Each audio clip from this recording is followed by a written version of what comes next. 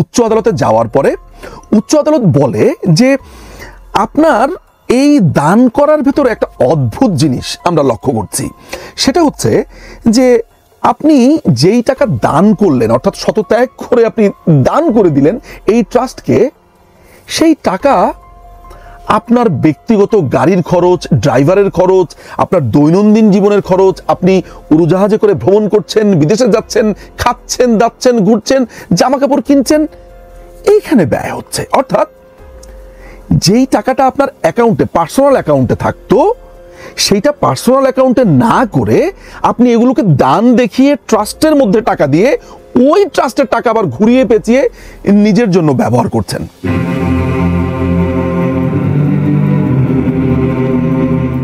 আপনি যখন উপার্জন করবেন, সেই উপার্জিত অংশ থেকে রাষ্ট্রকে কর দেবেন, এটাই স্বাভাবিক।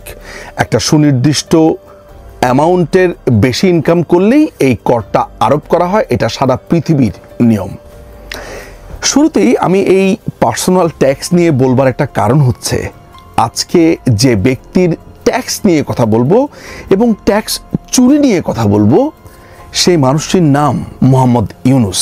আপনারা যাকে নোবেল লরিয়েট বলেন, নানান ধরনের উপাধিতে ভূষিত করেন। এই মানুষটি তার ব্যক্তিগত উপার্জনের টাকা থেকে যাতে ট্যাক্স না দিতে হয়, সেটির জন্য যত রকমের পন্থা আছে, যত রকমের অসৎ বুদ্ধি আছে, গ্রামগঞ্জে যেটাকে বলে হিটলারি বুদ্ধি, তার প্রত্যেকটি তিনি অ্যাপ্লাই করেছেন। প্রশ্ন করতে পারেন যে নিঝুম ভাই, এগুলো যে বলছেন প্রমাণ কি, কেন বলছেন? বলছি সে কথা। মূল গল্পে যাওয়ার আগে আমরা ইউনুসের সাম্প্রতিক সময় দুটো বক্তব্য একটি দেখে নেব। প্রথমটি তার ট্যাক্স বিষয়ক বক্তব্য। চলুন প্রথমে তার ট্যাক্স বিষয়ক বক্তব্যটা দেখি। আয়কর নিয়ে দুটো কথা বলবো। আপনাদের দেয়া করই দেশের অর্থনীতির মূল চালিকা শক্তি। আপনার আত্মীয় স্বজন, প্রতিবেশী, বন্ধুবান্ধবকে শিখিয়ে দিন কিভাবে ঘরে বসে অনলাইনে রিটার্ন আয়কর জমা দিতে হয়। তরুণ তরুণীদের অনুরোধ করছি এই ব্যাপারে করদাতাদের সাহায্য করার জন্য। কি বুঝলেন? ট্যাক্স দিতে হবে, জনকল্যাণকর, ট্যাক্স দেওয়া উচিত, নানান ধরনের নসিহত এবং ট্যাক্স যাতে সহজে অনলাইনে দিতে পারেন সেটির ব্যবস্থাও তিনি করেছেন, তাই তো? চলুন আরেকটি ভিডিও ক্লিপ আমরা দেখে আসি। বুদ্ধিটা তো বিরাট সম্পদ, টাকার চাইতে অনেক বড় জিনিস। টাকা তো বুদ্ধির পিছে পিছে দৌড়বে। আমরা এখন বলছি টাকা নেই, টাকা নেই। টাকা নেই তো বিষয় না, বুদ্ধি নেই, বুদ্ধি নেই বলতে পারেন। কেন বুদ্ধি থাকবে না আমাদের? বুদ্ধি থাকলেই টাকা। কি বুঝলেন? অর্থাৎ টাকা বানাবার জন্য আপনার বুদ্ধি প্রয়োজন। যিনি বলছেন টাকা নাই, ব্যবসা নাই, এই নাই নাই নাই, অর্থাৎ তার বুদ্ধি নাই বলে টাকা বানাতে পারছে না। ইয়েস, মোহাম্মদ ইউনুসের অনেক বুদ্ধি, এতই বুদ্ধি যে তিনি উপার্জনের টাকা থেকে কিভাবে ট্যাক্স মেরে দিতে হয়, কিভাবে চুরি করতে হয়, এই বুদ্ধি ওনার অসাধারণ। ইউনুস করেছে কি, বিভিন্ন সময়ে নানান ধরনের দাতব্য প্রতিষ্ঠান খুলেছে এবং মজার ব্যাপার হচ্ছে এত নার্সিসিস্ট একটা লোক যে প্রত্যেকটা দাতব্য প্রতিষ্ঠান আবার তার নামে খোলা। যেমন professor doctor Mohammad Yunus trust, Yunus family trust, Yunus centre. কোনোটা খুলেছে 2009 সালে, কোনোটা 2011 সালে, কোনোটা তারপরে, এভাবে। ইউনুস করেছে কি, তার যেই উপার্জিত অর্থ, সেই অর্থ এই তিনটি ট্রাস্টে সে ছড়িয়ে ছিটিয়ে দিয়ে দেয় 2011-12 অর্থ বছর, 2012-13 অর্থ বছর, 2013-14 এই তিনটি অর্থ বছরে। কেন দেয়? সে বলছে, তার যুক্তিতে সে বলছে, আমি মৃত্যু চিন্তাতে আবিষ্ট হয়ে দিয়ে দিয়েছি টাকা এবং শতত্যাগ করে আমার ভাই বোন, আত্মীয় স্বজন, তাদের জন্য আমি টাকা দিয়ে দিয়েছি। এই যে এই কথাগুলো বলছে, এগুলো কোথায় উৎপত্তি হলো, কেন বলছে? বলছি সে কথা। ট্যাক্স অফিস কর অঞ্চল 14 তারা হঠাৎ করে লক্ষ্য করলো যে ইউনুসের যে উপার্জিত অর্থ সেটি চলে যাচ্ছে এই তিনটি ট্রাস্টে। কি হিসেবে? দান হিসেবে, গিফট হিসেবে। তো দানের যে আইনটা আছে 1990 সালে, সেখানে পরিষ্কার করে তার যে ধারা 4-এর 1-এর উপধারা 6 এবং বর্গীয় জ, এই দুটোতে লেখা আছে কেউ যদি মৃত্যু চিন্তা করে তার টাকা শতত্যাগ করে ফেলে এবং তার খুব কাছের আত্মীয় স্বজন, যেমন স্ত্রী বা স্বামী, পুত্র, কন্যা, ভাই বোন, আপন ভাই বোন, তাদেরকে যদি টাকা শতত্যাগ করে দিয়ে দেন, তাহলে ওই টাকার উপরে কোনো ধরনের ট্যাক্স ধার্য করা হবে না। ইউনূসের যেহেতু অনেক বুদ্ধি, সে এই দান করার মতো দানবীরও সাজলো, ট্যাক্সটাও সে ফাঁকি দিল। এই যে আমি একটা সিদ্ধান্তমূলক কথাতে বলছি, আসুন আমরা দেখি আদালত কি বলছে আমি বলবার আগে। প্রথমে যে ট্যাক্সের অফিসের যারা কর্তা ব্যক্তিরা আছে, তারা ইউনূসকে 2013 সালের ডিসেম্বরে নোটিশ পাঠায় এবং বলে আপনি যেই দান করেছেন সেটার উপরে আপনাকে ট্যাক্স দিতে হবে। ইউনূস পাল্টা উত্তর পাঠায় যে না, আমি ট্যাক্স দিব না, কেননা আমি মৃত্যু চিন্তা করে ট্যাক্স দিয়েছি, শতত্যাগ করে দান করে দিয়েছি এবং অন্যান্য টাকা আমি দিয়েছি হচ্ছে আমার স্ত্রীর জন্য, 2 মেয়ের জন্য, ফ্যামিলির জন্য। ট্যাক্স অফিস এটা মানে না। ট্যাক্স অফিস বলে যে আপনাকে ট্যাক্স দিতেই হবে। ইউনূস ওই ট্যাক্স অফিসে আপিলের সিস্টেম আছে, আপিল করে, প্রথম যেই জায়গাটাতে আপিল করতে হয় সেখানে হেরে যায়। ট্যাক্স ডিভিশন বলে যে না, আপনি যেটিকে গিফট বলছেন এটি গিফট না, আপনি ট্যাক্স অ্যাভয়েড করবার জন্য এটা করেছেন। সে তাদের কথা শোনে না, সে ওই একই ট্যাক্স অঞ্চলের আরেকটা সেকশন আছে সেখানে গিয়ে সে অ্যাপিল করে, সেখানেও সে হেরে যায়। এই দুটো জায়গাতে হেরে যাবার পরে তাকে যেতে হয় উচ্চ আদালতে। উচ্চ আদালতে যাবার একটা নিয়ম আছে যে উচ্চ আদালতে আপনি যখন যাবেন তখন একটা সুনির্দিষ্ট পরিমাণ টাকা, অর্থাৎ ট্যাক্স অফিস আপনার কাছে যেই টাকাটা পাবে সেই ট্যাক্সের একটা অংশ আপনাকে দিয়ে যেতে হয়। সেই হিসেবে প্রায় 3.5 কোটির উপরে টাকা দিয়ে সে উচ্চ আদালতে অ্যাপিল করে।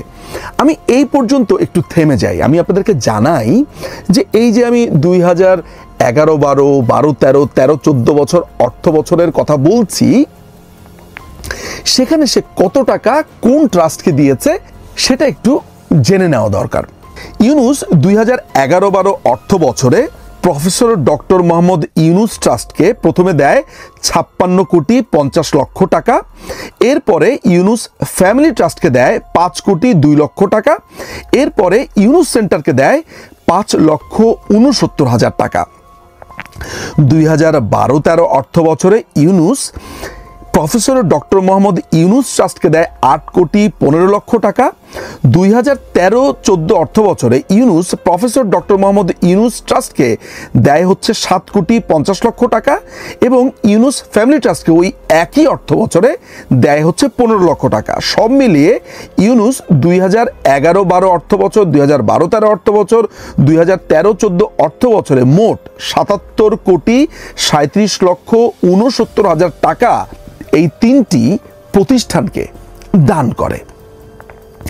ইউনূস উচ্চ আদালতে যায়। উচ্চ আদালতে যাওয়ার পরে উচ্চ আদালত বলে যে আপনার এই দান করার ভেতরে একটা অদ্ভুত জিনিস আমরা লক্ষ্য করছি।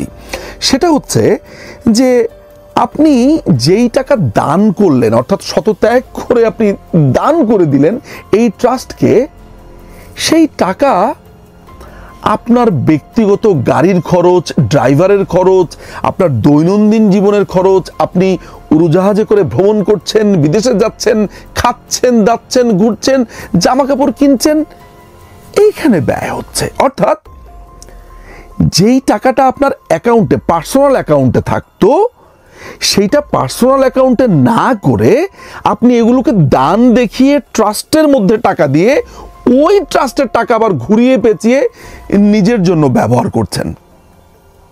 আদালত এই পুরো টাকার ব্যবহারটা দেখেই বুঝে ফেললো যে ইউনূস ট্যাক্স চুরি করবার জন্য তার পার্সোনাল অ্যাকাউন্টে টাকা না রেখে এই টাকাগুলো ওই ট্রাস্টে দান হিসেবে দিয়ে দিয়েছিল। এখানেও সে হেরে যায় এবং তাকে ট্যাক্স দিতে হবে বলে ওই যে ট্যাক্স কর্মকর্তারা যেই ট্যাক্স দাখিল করেছিল বা ধার্য করেছিল সেটির রায় বহাল রাখে। ইউনূস চলে যায় হচ্ছে অ্যাপিলেট ডিভিশনে, অর্থাৎ উচ্চ আদালতে যে দুটো শাখা আছে সেটির লাস্ট সেকশনে সে চলে যায়। অ্যাপিলেট ডিভিশনও ওই একই রায় বহাল রাখে। এই অ্যাপিলেট ডিভিশনের একটা দীর্ঘ রায় থেকে দেখা যায় যে ইউনূস যে ট্রাস্টগুলো বানিয়েছে সেটির চেয়ারম্যানও ইউনূস, এটার বেনিফিশিয়ারিও ইউনূস, এবং আইনে যেভাবে লেখা আছে যে এটা ট্রাস্টি কারা কারা হতে পারবে আইন অনুযায়ী, অর্থাৎ তার আপন ভাই বোনেরা কেউ না, এটা ভিন্ন ব্যক্তিরা এগুলো ট্রাস্টি, অর্থাৎ আইনের ভেতরে যা যা লেখা আছে সেটাও পালন করা হয়নি। আপনি ইউনূসের বুদ্ধিটা দেখেন, এই যে প্রায় ৭৭.৫ কোটি টাকা ট্রাস্ট প্রতিষ্ঠানকে সে দিয়ে দিচ্ছে, এটার কারণ দর্শকরা নিশ্চয়ই বুঝতে পেরেছেন, যাতে করে সে এই ট্যাক্স থেকে বেঁচে যেতে পারে, ট্যাক্স যাতে তাকে না দিতে হয়। অথচ এই টিভির মধ্যে এসে ভাষণে সে বারবার বলছে যে ট্যাক্স দিতে হবে, আবার সে বলছে যে আমি জানতাম না, এইটা আমার আইনজীবী আমাকে বলেছে, আইনজীবী বলাতে আমি দিয়েছি, আমাকে তো শুরুতে বললেই আমি এটা আসলে দিয়ে দিতে পারতাম, এটা ডিসপিউট হয়েছে দেখে আমি আদালতের শরণাপন্ন হয়েছি যাতে আদালত এটা মিটমাট করে দেয়। কথাগুলো খুব সরল না যে একটা মানুষ জানতেন না বলে আদালতের শরণাপন্ন হয়েছেন, তাই আদালত এটা মিটমাট করে দিয়েছে, খুব সরল শোনা যায়। এইটা তো হতেই পারে, মানুষ অসাবধানের মধ্যে হতে পারে, ভুল করতে পারে, মানুষ তার ফেরেশতা না, সেটা আমি স্বীকার করি, সেটা ধরে দেন। আমরা অনেক হয় ভুল করি, আবার সব আমি নিজে করেছি ভুল, দেখুন আমার সঙ্গে যারা আছে তারা ভুল করেছে, সেটা তো হবে, যে কোনো একটা কাজ করতে গেলে ভুল ভ্রান্তি এক জিনিস, অপরাধ আর জিনিস, এই দুটোকে আলাদা করা, একটা ভুল ভ্রান্তি একটা অপরাধ। আসলে ব্যাপারটা তো তা না। ইউনূস একজন অর্থনীতির প্রফেসর ছিলেন, গ্রামীণ ব্যাংকের মতো একটা প্রতিষ্ঠানে দীর্ঘ সময় এমডি ছিলেন, নোবেল পুরস্কারও পেয়েছেন শান্তিতে, পড়ালেখা তো জানেন কিছু। এই অর্থনীতি, তাও পড়ালেখা জানেন বলতে কি, বাংলা অঙ্ক সমাজ না, তিনি অর্থনীতির প্রফেসর। অর্থনীতির প্রফেসর হিসেব জানেন না, এটা বিশ্বাস করতে হয়। অর্থাৎ এই ট্যাক্সটা চুরি করবার জন্য এই ৭৭.৫ কোটি টাকার ট্যাক্সটা কত আসবে তা তিনি জানেন। এসেছিল প্রায় ১৬.৫ কোটি টাকার উপরে। এই ১৬.৫ কোটি টাকা যাতে তাকে না দিতে হয় সেই জন্য সে এই চালাকিটা করেছে। যখন সে উচ্চ আদালতে অ্যাপিল করে সেখানে প্রায় ৩.৫ কোটি টাকার মতো দিয়ে তাকে অ্যাপিল করতে হয়েছিল, আমি আগেই বলেছি। পরবর্তী সময় যেই টাকাটা তার সুদ হওয়ার পরে, ফাইনের পরে হয়ে যায়, সেটি ছিল ১২,৪৭,৭২,৬০৮ টাকা। ২১শে জুলাই ২০২৩ সালে তার বিরুদ্ধে রায় হয় যে ট্যাক্স তুমি যেটা চুরি করেছো সেটা দিতেই হবে। ২৫শে জুলাই ২০২৩ সালে এই ট্যাক্স চোর তারা ট্যাক্স দেয় এবং আবার বলে আমি ট্যাক্স দিয়ে দিয়েছি। কোনো লজ্জা নাই, কোনো শরম নাই, এবং এই দেশকে এই ক্ষমতা দখল করে সে এখন এখানে এসে বলছে ট্যাক্স দিতে হবে, ট্যাক্স কল্যাণকর, রাষ্ট্রের জন্য ট্যাক্স দিতে হবে। কিন্তু কেউ তাকে প্রশ্ন করছে না যে মোহাম্মদ ইউনূস, আপনি যে এই ট্যাক্সের কথা বলছেন, যে এত ভালো ভালো কথা বলছেন, তো আপনি এই ট্যাক্স চুরি করবার জন্য নিজেকে দানবীর সাজিয়ে ওই ট্রাস্ট অর্গানাইজেশনগুলোতে টাকা দিয়েছিলেন কেন? আর যদি আপনি টাকা দিয়েই দেন একটা দাতব্য প্রতিষ্ঠানে ট্রাস্ট করে, শতত্যাগ করে, মৃত্যু চিন্তায়, তাহলে আবার ওই টাকা আপনার ব্যক্তিগত খরচে ব্যয় হয়েছে কিভাবে? এগুলোর উত্তর দিতে পারেনি। সবচেয়ে মজার ব্যাপার হচ্ছে, আদালতে গিয়ে ইউনূসের লয়ার মিস্টার জিন্নাত আলী বলছে যে না, মৃত্যু চিন্তার কথা আমরা বলেছি, এটা ভুল কথা বলেছি, আমরা এটা ফেরত নিলাম। অর্থাৎ মৃত্যু চিন্তার যে কথাটা প্রথমে বলেছিল, ধুয়ো উঠিয়েছিল যে আমি মৃত্যু চিন্তায় টাকা দিয়ে দিয়েছিল, সেটা আবার উচ্চ আদালতে গিয়ে তারা ফিরিয়ে নেয়, যুক্তি ফিরিয়ে নিয়েছে।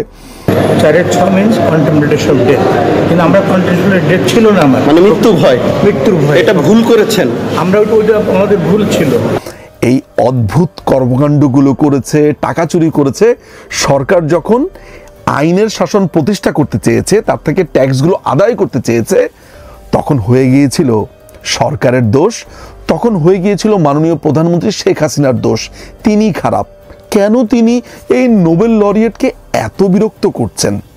দেশের টাকা মেরে দিবে, চুরি করবে, ট্যাক্স দিবে না, কিচ্ছু দিবে না, কিন্তু তাকে কিচ্ছু বলা যাবে না, কারণ তিনি ডক্টর মোহাম্মদ ইউনূস শান্তিতে নোবেল প্রাইজ পেয়েছেন। কি বলবো প্রিয় দর্শক, এই আলোচনার পরে নিশ্চয়ই আপনাদের বুঝতে সমস্যা হয়নি যে ইউনূস শুধুমাত্র তার নিজের উপার্জিত অর্থের থেকে কিভাবে যাতে ট্যাক্সটা চুরি করা যায় তাই এত বড় নাটক সাজিয়েছে। সেই 2013 সালের ঘটনা 2023-এ, অর্থাৎ দীর্ঘ 10 বছর লাগিয়ে দেশের মানুষকে বঞ্চিত করে, এই ট্যাক্স বঞ্চিত করে সে ইচ্ছে করে এই মামলাগুলো তখন কোর্টে ঝুলিয়ে রেখেছিল। ইউনূসের দুর্নীতির এরকম ক্রমাগত চিত্র আপনাদের সামনে ক্রমান্বয়ে আসতে থাকবে। কিভাবে এই চোরটি নানান রকমের চুরি করে অর্থ আত্মসাৎ করেছে, টাকা পাচার করেছে, টাকা মেরেছে, ট্যাক্স মেরেছে, সব দেখতে থাকুন, চোখ রাখুন আমার ইউটিউব এবং ফেসবুকে। অনেক ধন্যবাদ।